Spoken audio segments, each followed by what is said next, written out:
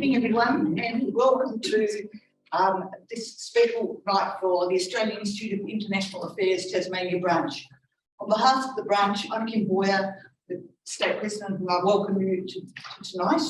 And special thanks to our Lord Mayor, Councillor Anna Reynolds, for hosting our audience, our live audience tonight.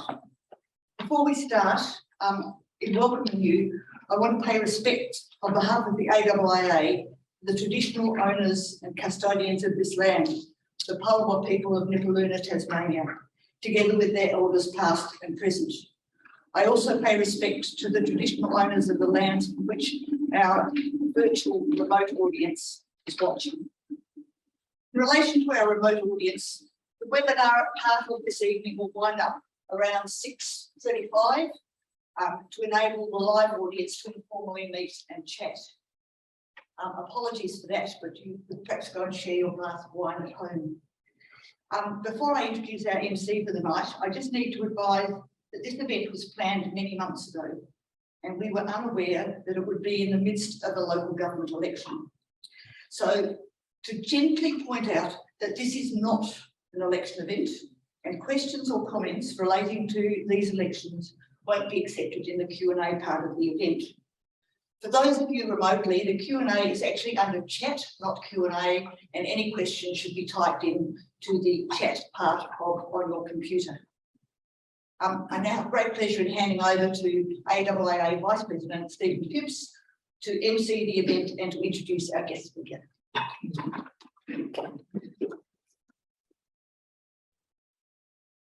Good evening, everyone. So the Right Honourable, the Lord Mayor of Hobart, Councillor Anna Reynolds, was first elected as an alderman to the City of Hobart in 2014. She was subsequently elected Lord Mayor in November 2018, the third woman to be elected to the role. Councillor Reynolds began her career establishing a community legal centre in North Queensland after completing her degree at the ANU. She has held senior roles in advocacy, policy development and management, including managing the Australian Conservation Foundation's Parliament Liaison Office, Deputy Director of WWF International's Global Climate Change Programme, and CEO of the Multicultural Council of Tasmania. Councillor Reynolds is the Council's representative on a number of external committees and bodies, including, of particular relevance to this evening's event, the Council of Capital City Lord Mayors, the Global Covenant of Mayors for Climate and Energy, equally Local Governments for Sustainability, and Mayors for Peace. And we're honoured to have her talk to us this evening on the role of a local government leader in international relations. Thank you.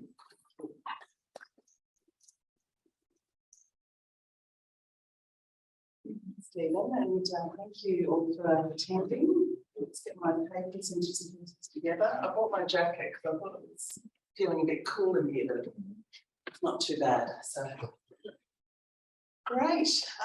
Well, I would also like to acknowledge the traditional owners of the land on which we're meeting today, and acknowledge that the Tasmanian Aboriginal community have survived invasion and dispossession and continue to maintain their identity, culture and rights. So in preparing for today's talk, I was just reading through some of the notes that I put together, and I remembered that I had this poster on my wall, and I thought it was a very relevant poster to bring in as part of the talk. It was a screen print from I think it was from the 80s, but it was very much part of the movement where cities were quite active around nuclear warships, and were very active in basically leading that campaign right around the world. And so I think this particular poster is really key to what I was going to talk about tonight, this idea of think global, act local.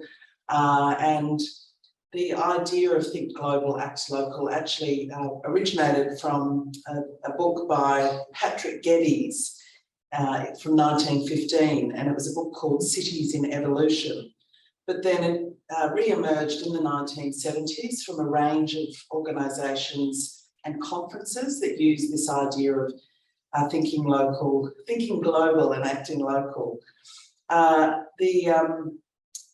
It's interesting because local government isn't recognised in Australia's constitution. However, it is recognised in the international arena in the United Nations. It's recognised alongside other regional governments.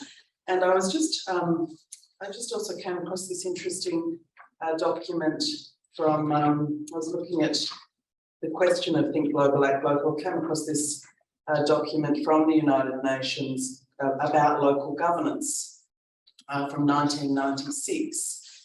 And if you look at the relationship between the UN and local government, you can see that they do rely a lot on local government to deliver aid, to assist with peace negotiations. I mean, there are many ways that local government is a partner for international institutions in dealing with a whole range of issues. But I thought this was an interesting quote. So this document from the UN, which was looking at innovative policies and practices in local governance. And basically, I thought this quote was interesting. Today's local administrators have a vital role in maintaining an active social fabric which will ensure a balance between the dangers of excessive central government and the irresistible atomisation of individuals. Local governments that have real power can more effectively address local interests as well as exercise a check on operations at high levels of authority. Now, clearly, that's really relevant for international and aid organisations dealing with crises and managing issues such as refugees and human rights, that having local partners is a really important part of trying to get international values and international standards down to the local level. Now, clearly, we don't have those sort of issues in Australia, but I think it's important to recognise that local government is right throughout the world recognised as an important player in the in international relations. And I guess that's at the heart of my discussion tonight, is to outline for you what we do in local government that is connected to international affairs. And it is an important area to raise awareness about and explain to the community, because there's a high degree of hostility to local government having any interest or connection to or engagement on international issues. I mean, if I had $1 for every time I was told online to, get back to basics, and you shouldn't be thinking about climate change, or you shouldn't be thinking about, council shouldn't be thinking about this, that and the other. You've got to, you stay in your box, you're meant to do roads and rates and rubbish. And if you do anything else, you're a very bad local government person. And I think that's really unfortunate, because local government does have a whole range of things that it can bring to the table and play a role in partnership with other levels of government. We are part of the architecture of governance, so we are just as important as all levels of government. We've got a different role to play, but it's certainly, there is a role for local government in a range of international issues. So I'm just going to outline some of the ways that the City of Hobart engages internationally, and I'll start with probably the most important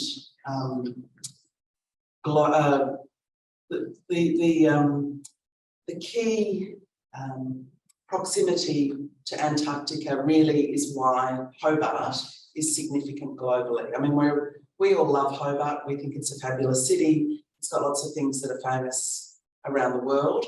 But in terms of its connection to the global world and international relations. Really, it's our proximity to Antarctica that puts us on the global map.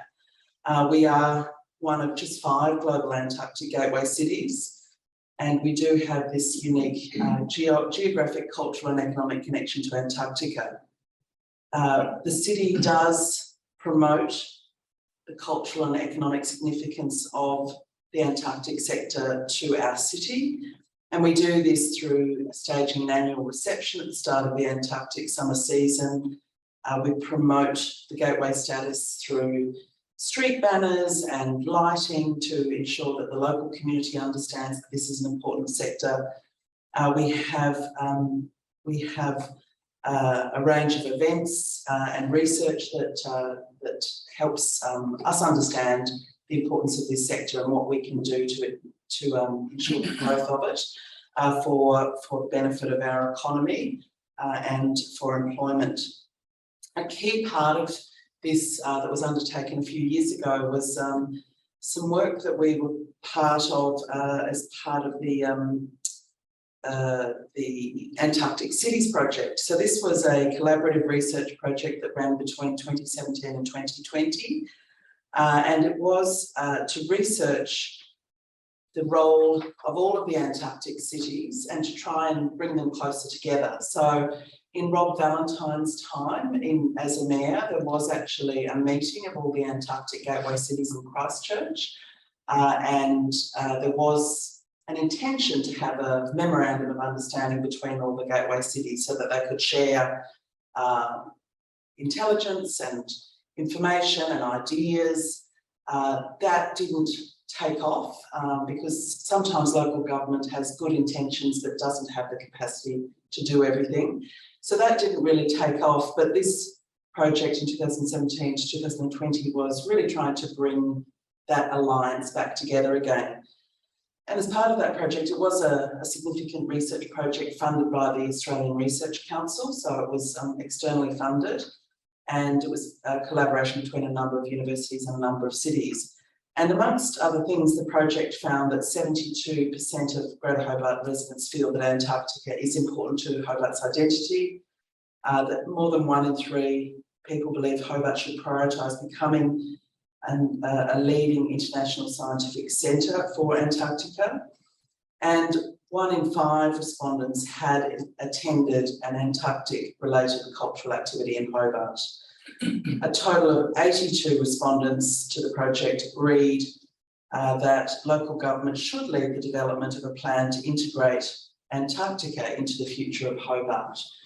So I think that the community that we work within has ambitions for itself to be connected to the world, and as representatives of that community, it's important that we understand those aspirations and work towards meeting them if we can. The second area of collaboration and international engagement is around the Sister Cities network.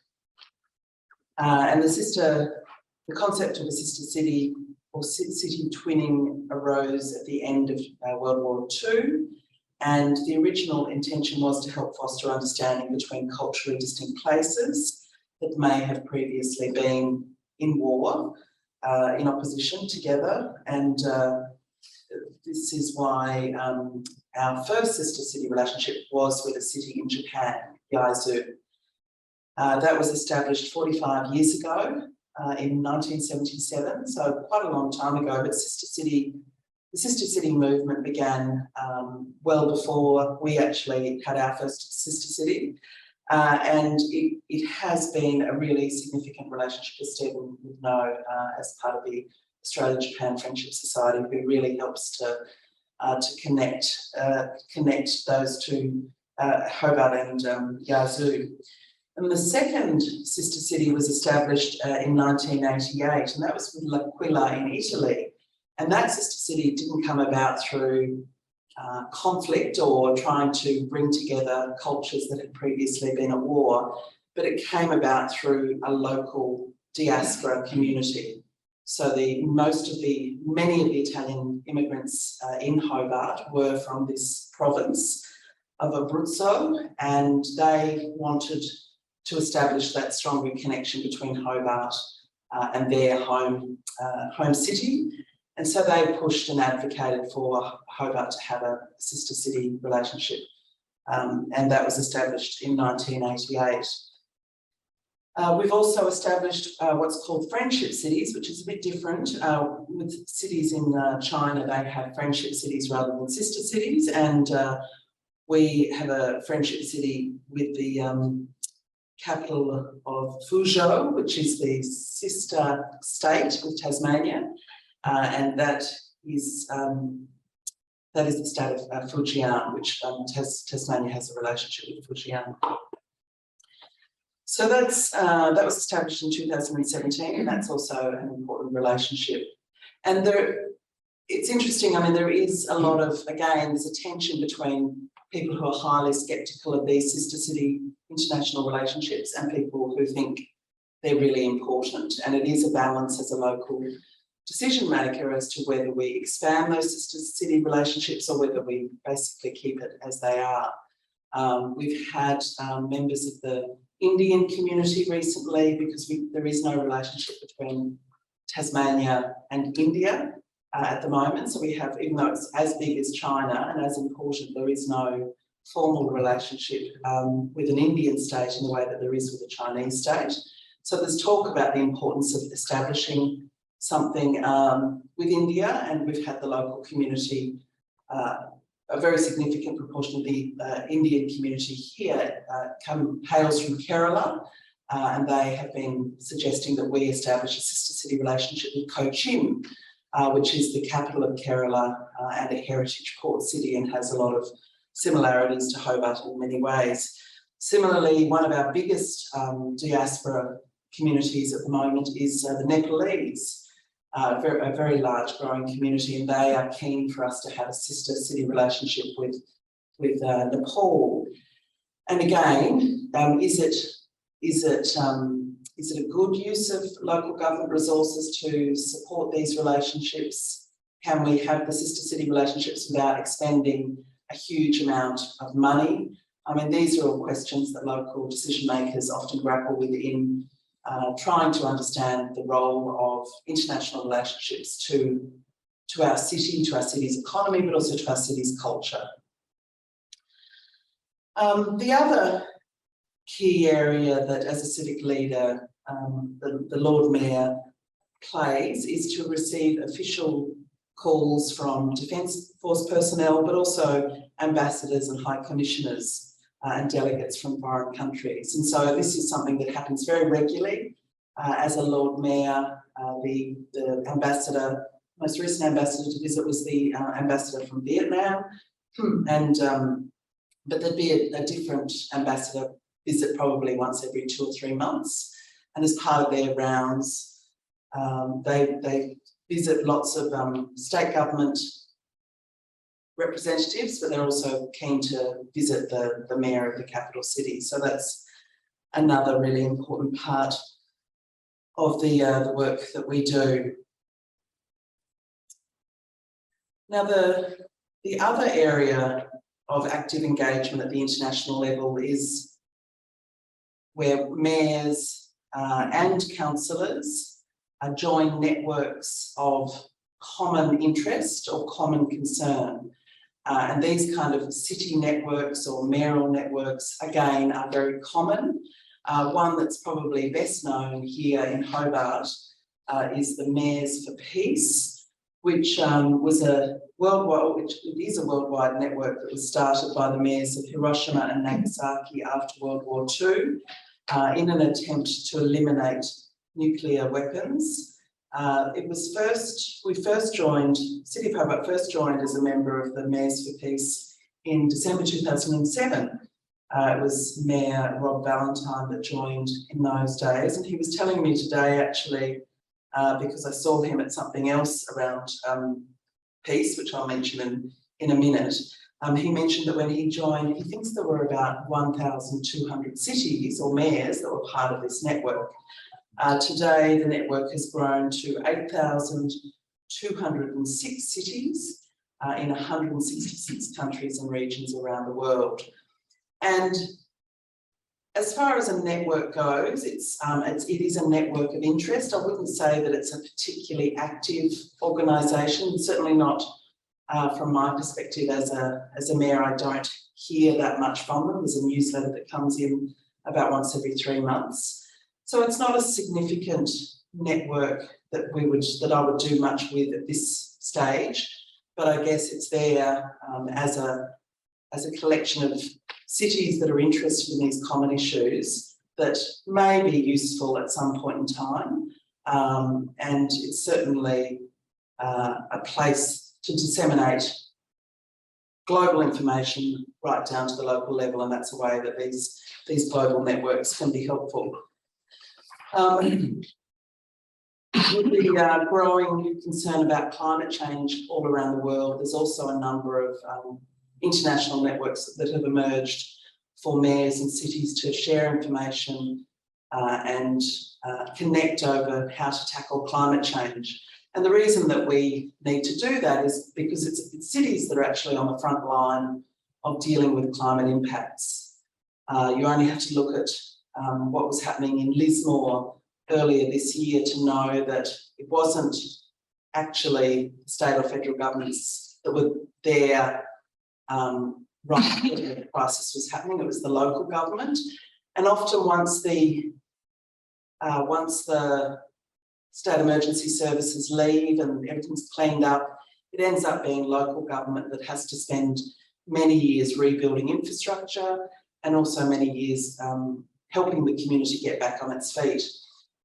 Earlier this year, I was at an Australian Local Government Association conference, and I did meet the Mayor of Byron Bay, and they'd also had a lot of damage from the floods, and they were basically negotiating with the state government to hand over quite a number of their parks to put demountable houses and tents on, because they have, I think, something like 2,000 people without housing. There won't be any prospect of them getting housing immediately. So they've actually had to sort of make some of their sporting ovals available for these demountables.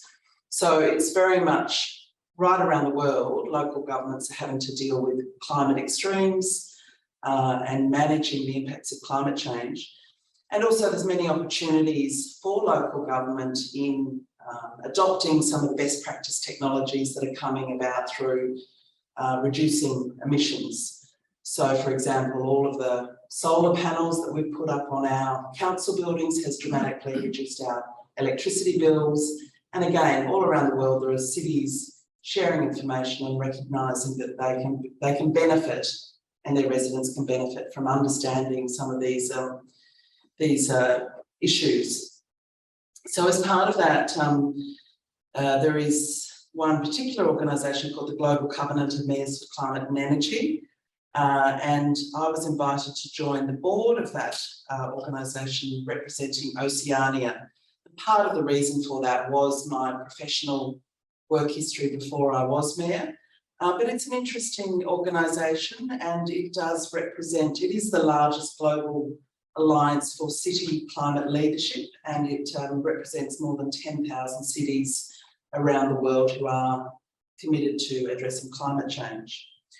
Again, it's not a particularly active board, but it's as a network, the Global Covenant of Mayors has a small secretariat staff, and they provide information and really try and take the voice of local government into international negotiations. So again, less important for cities like Hobart or cities in Australia where we have plenty of resources and money, but for cities in developing countries, these organisations can help lobby for adaptation funding, other climate financing that helps cities with significant risks of climate impacts to get support to build the resilience of their own local infrastructure.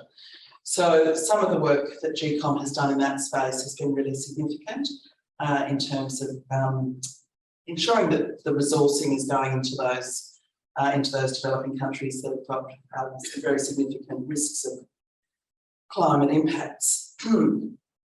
So that's the Climate Change Organisation and network. And I might just finish with, I guess it's going back to the Mayors for Peace, but it's the next chapter that's come from there. And it is one that's been a little bit controversial locally, because it's another one of those examples of, oh, you know, why does a city government have to get involved with something around nuclear weapons? In April 2019, the City of Hobart resolved, and I think it was unanimously actually, even though people were critical of it, they resolved unanimously to join the international campaign to abolish nuclear weapons cities appeal. And I will acknowledge in the audience Tillman Ruff, who's part of that campaign, and the campaign to establish a UN treaty on the prohibition of nuclear weapons was a global campaign, but some very significant leaders of that campaign were Australian, and Tillman is one of them. And that group of people actually were awarded the Nobel Peace Prize in, which year was that? 2017. 2017, and Tillman brought a copy of the Nobel Peace Prize with you today tonight, did you? I haven't been with me, yes, at your request. So yeah, so it's something that's very as Australians, we should feel very proud that we have Nobel Peace Prize winners that led this really important campaign and established this UN treaty. So as part of that effort to get a treaty, a new treaty, and a very bold treaty, a difficult treaty to actually get implemented, the organisation the global organisation that's running that decided to try and build the lobbying for that from the ground up. So getting cities to help lobby their national governments to sign on to this treaty. And in that respect, cities are a level of government. We have relationships with state and federal. We're often talking to state and federal governments about all sorts of issues. And talking to them about signing a treaty is something that we can do. We sign letters, we send letters to the Foreign Minister. It's not a significant piece of work. It doesn't take up a lot of time, doesn't take up a lot of resources, but we are one small part of a campaign to try and get a really significant and important treaty in place. That particular cities group has I think there's now about 30 or 40 cities around Australia. Sorry, 42 cities. So again, this is not something that's particularly unusual, that Hobart is significantly different to many other cities. And most of those cities includes all of the large cities, all of the capital cities. It includes cities that are led by Liberal mayors and Labor mayors and independent mayors. It's not, again, it's not something that's particularly unusual for cities to collaborate together, join some of these coalitions of interest and help to take a message that our community thinks is important to state or federal government. And that's where it is important, because it's not just something that councils just grab out of thin air for their own agenda.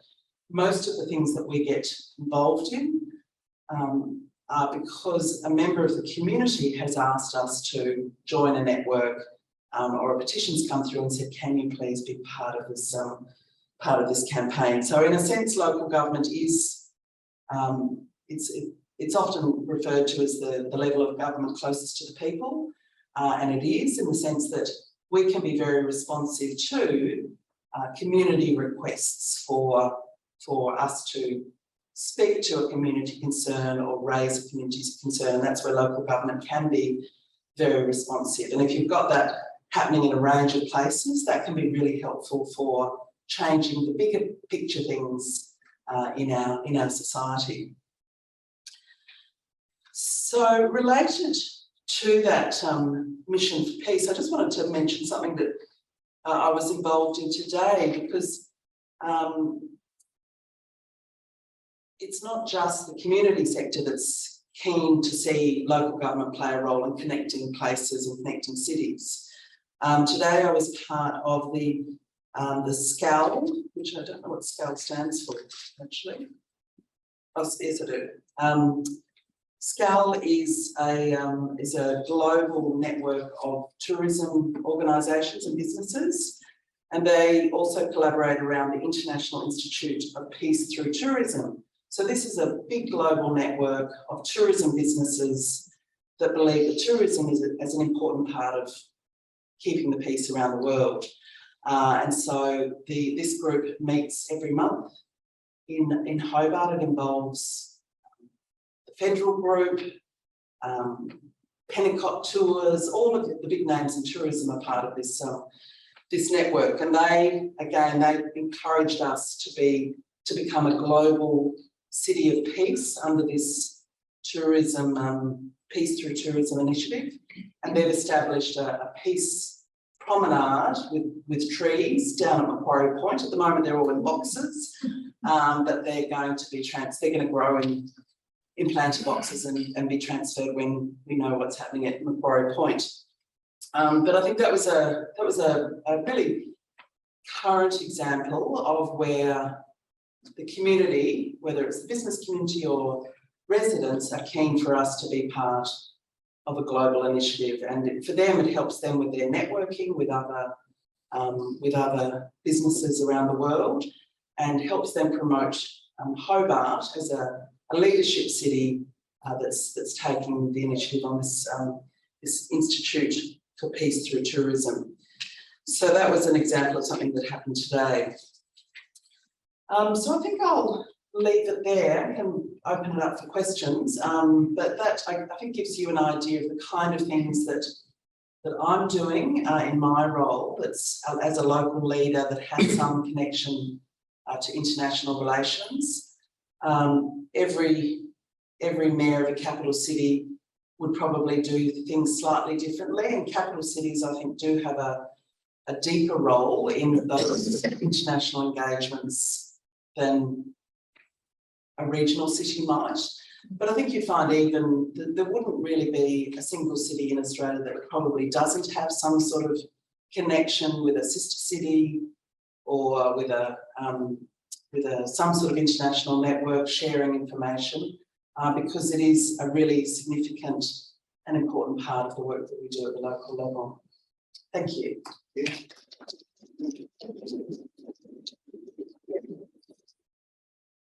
Thank you. So we do have time for questions and discussion. I'd like to just remind everyone joining online, if you have any questions, please do type them into the chat window, which we are monitoring, but I'm seeing a couple of hands go up already. Please. Yeah, you were talking about tourism and then connecting the whole world with tourism. Does that mean opening up national parks for tourists and developments? Does that mean the chairman going up, excuses to be able to do that, and the Albina development and things like that, to encourage tourism into areas where we should be looking after the environment, not just tourism? No, I don't think that is the intention of that network. In fact, they've got a really lovely mission statement that's down at this Peace Promenade down at Macquarie Point, just at the entrance to Macquarie Point, and it's basically something that was developed many decades ago, talking about what a tourist needs to do when they visit a place, which is to respect the local community, to have an open mind to local practices. So it's very much about promoting ethics in tourism with the goal of promoting peace.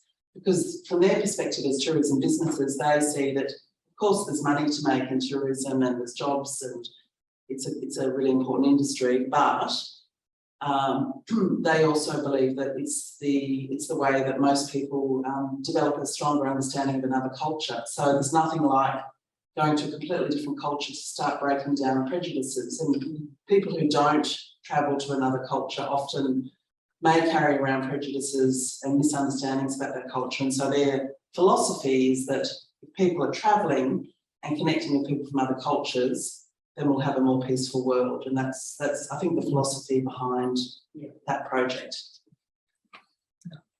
Thank you, Steve. I don't understand what you said about some technical things. Oh, that was for the people joining remotely. People in the room. Thank you very much indeed, Lord Mayor.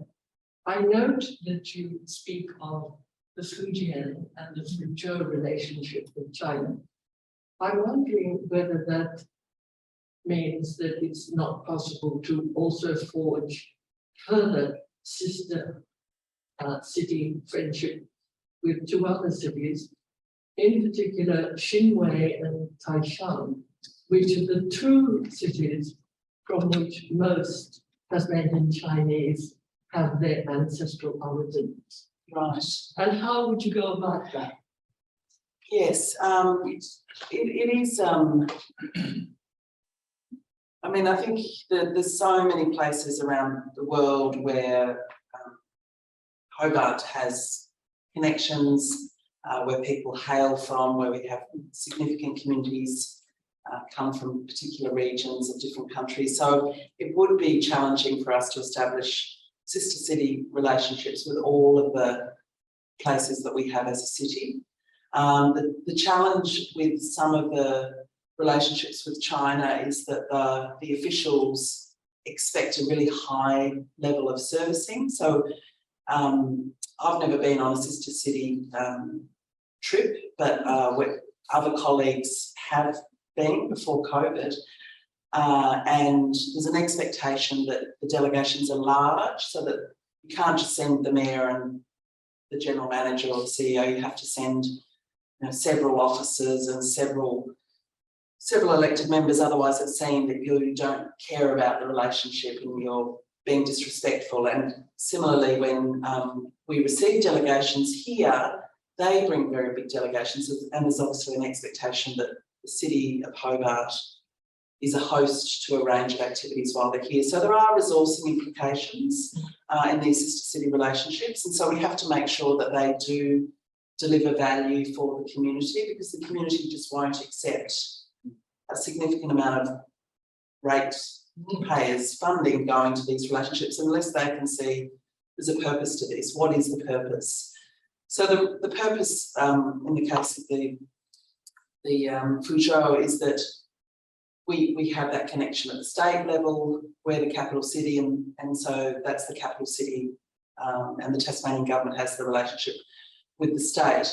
There has been really significant trade originate from the state, and also a number of the there was some quite strong connections between universities and colleges and TAFE with equivalent educational institutions in that state and that city as well.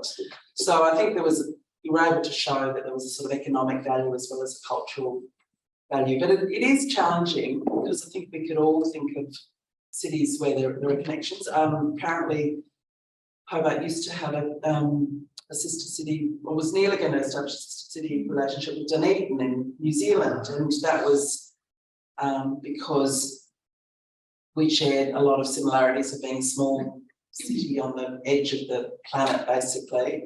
But that wasn't seen to have enough economic value, so that one fell through. So I think it's important, if you're going to have these relationships, you have to have them for a purpose and not just have them as a long list on your website. Some of the other capital cities have a lot of sister cities, but they've obviously got bigger budgets. I think Brisbane's got about 10 or 12 sister cities. And then a number of cities are also moving from just having them for economic reasons, but also for philanthropic reasons. Mm-hmm. So a lot of Australian cities have a relationship with a city in Timor-Leste, and a lot of those relationships began after Timor-Leste established independence. It was a very, very poor country. Obviously, we're a very wealthy country, close proximity, and so quite a number of Australian cities established sister city relationship with Timor-Leste cities so that they could actually give something back, and so it wasn't for economic value so much as because the community wanted the the city to contribute to the growth of this very new nation, but this very core nation. Thank you, Tim. Thank you very much for your comments, and I absolutely agree with you. But I've just got an observation. In addition to Antarctica, Tasmania is an Antarctic gateway globally recognised. In fact, I did a tweet the other day calling my Tasmanian patriotism about the preeminent gateway to Antarctica, and no one ever responds to DFAT tweets. But this, I noticed there was a response. I looked up, and it was someone from Ushuaia going, "Oh, the Tasmanians are claiming to do this." Anyhow, so they claimed they were the prettiest. But I think the other place where Tasmania is a world leader, absolutely without doubt, is in renewable energy. We are one of a handful of jurisdictions in the world that produces 100% of its electricity needs through from renewable sources. Iceland and Paraguay. There's not that many, and this, I think this. We don't make enough of that at any level of government, the state government or locally. I think Brand Tasmania is starting to get some of that messaging out. Tourism Tasmania kind of dances around the edges a little bit, but I mean that is majorly significant. And if we continue, according to the legislative target of producing more and more renewable energy, I can see like a scenario akin to the kind of early part of the last century when we had the hydro boom and all of that cheap power and all of that economic stimulus that came from that, the zinc works, the various other heavy industries, they all came because power was cheap. Tasmanian power is no longer cheap. We all know that. It's no cheaper than anywhere else, but it's green, and that will be a tremendous. I mean, in a few years' time, we could be conceivably exporting green zinc. Really, I mean, decarbonise the mining part of the operation, and that and aluminium. Some of these heavy industries can start becoming appealing almost. Dreaming a bit. My dad used to work at the zinc works. Yeah. But yes, that's something worth pursuing. I think. Imagine if the Hobart Council could paint it green. That's. Yeah. In fact, we council signed off a couple of weeks ago on our Invest Hobart prospectus, which is the first time in a few years we've produced a prospectus that it's designed to send around to companies and organisations anywhere in the world and encourage them to think about establishing a presence in Hobart. And it makes a big play of the fact that this is a sustainable city, that it's 100% renewable energy, that it's got environment expertise in its population. There's the highest number of climate scientists, I think, per capita of any place in Australia. And so I think that is certainly part of the Hobart and Tasmanian brand that will be helpful for developing not just the economy for the sake of economic growth, but also trying to develop a sort of knowledge economy, so a stronger economy that's built on many more professional jobs and jobs that have got higher salaries, because as we know, Tasmania and Hobart have still got some of the lowest salaries per household, and average incomes are lower in Hobart and Tasmania than any other state in the country. And that continues to be a reason why we do lose people. We do lose young people. They do feel they've got to go to other capital cities to develop their professional careers. So we do want to try and build up that knowledge economy here in Hobart. And from my perspective, one of the best ways to do that is to tap into those key things around our proximity to Antarctica, our strong reputation as a city of science with CSIRO and IMAS and AAD, and also to tap into sustainability, solving problems of sustainability using hydro energy and other things as well, other renewable energy. We have one question in the chat, sorry, it's a two-part question. First of all, does Hobart have any plans to construct a guide as to how to conduct international relations with foreign cities? And the second part, the SDG will be social development goals, wouldn't it? So does Hobart consider SDG when choosing its partners or cooperation things? Yeah, they're great questions, and I'm not going to be able to answer them completely. I'll just mention a couple of things that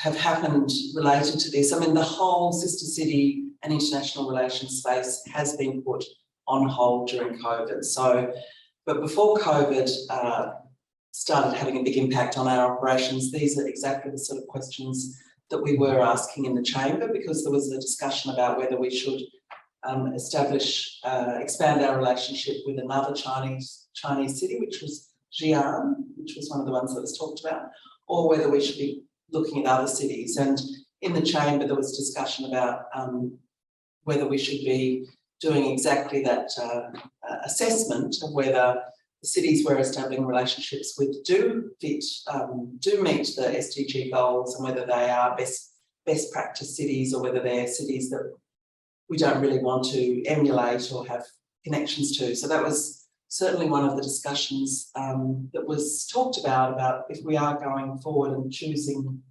other places to be connected to, do we want to make sure that we share values around some of the big global challenges? And I think once we get back into that discussion about whether we expand international relationships, I think that will certainly be something that we do think about.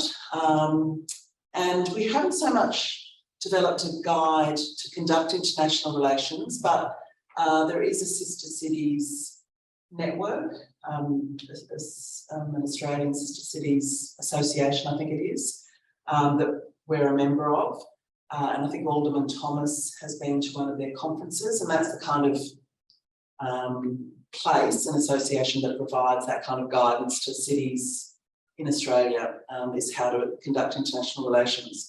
But something else that Alderman Thomas did initiate was for us to have some sort of methodology by which we will assess whether it's worthwhile having an international relationship with a city or not. So that was a piece of work that we commissioned from a motion from Alderman Thomas to just ensure that, again, if we're going to be doing these engagements with other cities, we have to be able to show with a really clear methodology, transparent methodology to the community why this is worthwhile, because otherwise people will be sceptical. That's not just a Hobart thing, that happens all around the world. So that some of that work was certainly done.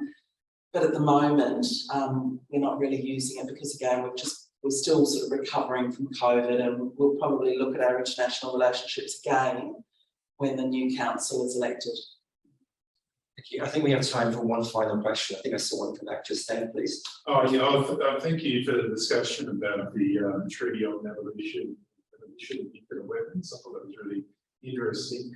One of the key arguments, I guess, against Australia being able to ratify that treaty is the fact that a key part of our defence policy is reliance upon US extended nuclear deterrent. So I was just wondering whether you had any thoughts about whether there's a kind of incongruity between us and to sign that treaty at the same time as relying upon nuclear weapons as part of our defence policy. I might throw to the expert in the room. I think you probably thought about this much more deeply than I have. Tom, did you want to talk about that? Sure, thanks very much for the opportunity. I'm happy to make some comments. Yes, for Australia to join the Treaty on the Prohibition of Nuclear Weapons, it would need to. Of course, I'm just for the benefit of the people. The other 40 things, mate. So Australia has joined all of the other treaties that prohibit indiscriminate and inhumane weapons and other weapons of mass destruction, chemical and biological weapons, landmines, cluster munitions, blinding laser weapons. So it is rather an anomaly that the worst weapons of mass destruction of all, and not that we claim to rely on them when we provide assistance for their possible use. So that would certainly need to change for us to be able to be in compliance with the Treaty on the Prohibition of Nuclear Weapons. It currently has 86 signatories and 66 state parties. Every vote related to its mandate, the negotiations, its adoption, and subsequently have been supported by upwards of 120 nations, so a substantial majority of the world's nations. It's certainly compatible with an alliance with a nuclear armed state, so there's nothing in the treaty that prohibits military cooperation with a nuclear armed state, provided that cooperation is not related to nuclear weapons. And a number of US allies have already demonstrated that that's feasible. Thailand, New Zealand, and the Philippines have ratified this treaty, and there's been no disruption or indeed any change to their ongoing non-nuclear military cooperation with the US.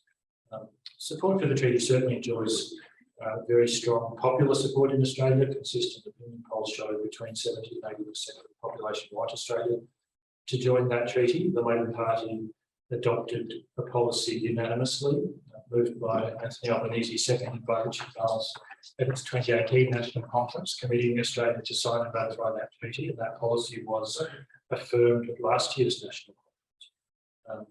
So there's an expectation that that's part of the policy platform that Labor took to the election. So I think the prospects are very good for Australia to join that treaty, but yes, you're right, that our claimed reliance potentially in some circumstances for nuclear weapons to be used on our behalf, our assistance through communications and facilities that are involved in nuclear command and control and targeting need to be changed. But those are feasible measures, and Australia has already taken a different view to major allies on other indiscriminate weapons like landmines and cluster munitions, which we have joined the prohibition for, but the United States hasn't, and interoperability has been essentially been able to be negotiated. So there are precedents for such differences. Good, thank you. Well, in that case, then actually hand back over to Kim to bring this evening's event to a close.